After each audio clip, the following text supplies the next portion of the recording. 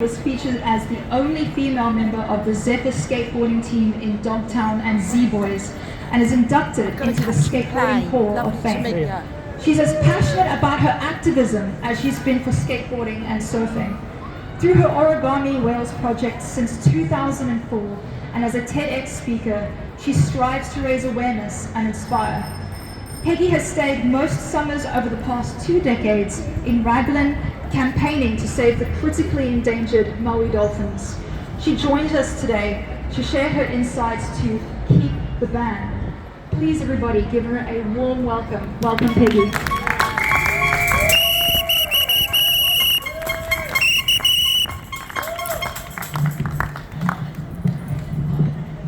I think so. How's the sound? Yes! All right. It's really great to see as many people here today on a holiday weekend, so thank you everybody, and hope that we'll have twice as many next month. I'll be away, but I'll be in spirit with you. I'll be overseas. So live export. When 10 years ago I was in Australia on a rock climbing trip, I was at a health food store and there's this petition to ban live export in Australia. And I was like, well, this has got to be bad. It was only just about a week ago that I learned how bad, and it's just horrific, and it just cannot be brought back. So can I get a show of hands? How many people have experienced motion sickness, whether it's in a car or on a boat? We all know what it's like. And usually it might last for a few hours or a day because we get off the boat if we get motion sick. So I'd like to ask everybody, when it's cold or hot, what do we do? I came out with 3 layers and it's freezing cold this morning. Now I'm in 1. I can change my layers. I can have a drink of water. I can, if it's too hot, you know, I just adjust. If it's too cold, I put all that layering back on or go someplace inside. What if we had that taken away from us? The animals on these ships have no option.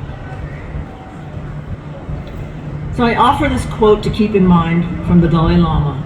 Life is as dear to a mute creature as it is to man. I found this resource last night. The Humane Slaughter Association out of the UK had this little information about transport of livestock. Stress, S for signals, T for that, R for release, E emergency, signals for survival. Signals that release emergency signals for survival. Stress. There's 3 types of stress. Physical, due to fatigue or injury. Physiological, due to hunger, thirst, or temperature control. I just talked about temperature control. They don't have that option on these ships. Behavioral, due to the environment and unfamiliar people and surroundings. So being from the land and put onto this ship, very different. So this is quoting that resource. Although many animals might be able to tolerate a single stressor for a short period of time, multiple stressors over a long period of time may lead to distress and suffering. We know that these animals are kept on these ships for weeks, and some of the stressors on these ships are export ships expose livestock to noise, unfamiliar surroundings, overcrowding, confinement, insufficient water, lack of food, excessive heat, extreme cold. So this was from that resource that I'm sharing.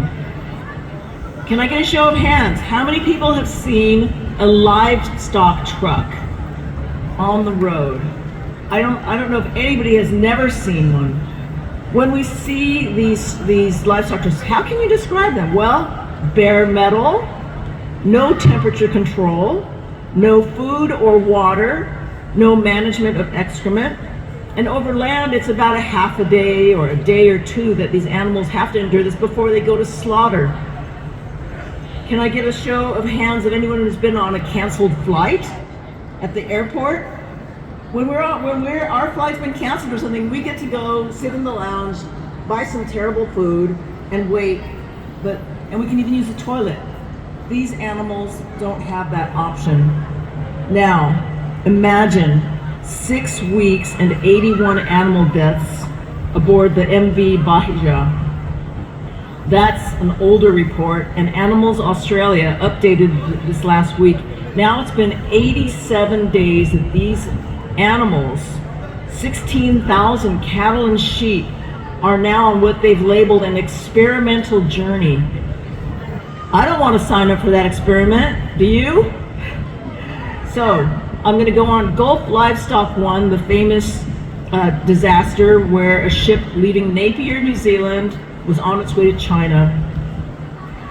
There was carrying 43 men and 5,867 heifers. On the route, there was a typhoon in the Philippines with winds at 175 kilometers per hour. One of the crew sent a WhatsApp message to a friend and said, "We are floating sideways in huge sea. Oh man, it's hairy." And that was about the last they heard from them before the ship sank in the China Sea.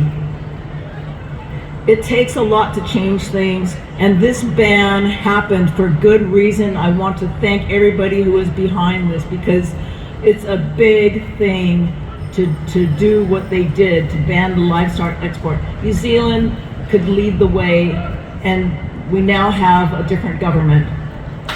Mr. MP Hoggard, Minister of Biosecurity and Food Safety and Associate Minister of Agriculture, Animal Welfare Skills and the Environment. He's a long-time dairy farmer, former president of Federated Farms of New Zealand. Fox looking after the hen house, right? So there's a $1 million lobby being campaigned right now to reverse the ban. And Mr. Hoggard is quoted as saying, "Progress with some haste." What's the hurry? Why do we want to bring back something so horrific? So I have a cost-effective solution for anybody who wants to keep the ban.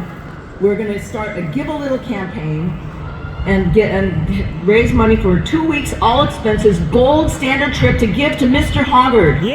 Let's do that. I'm just joking.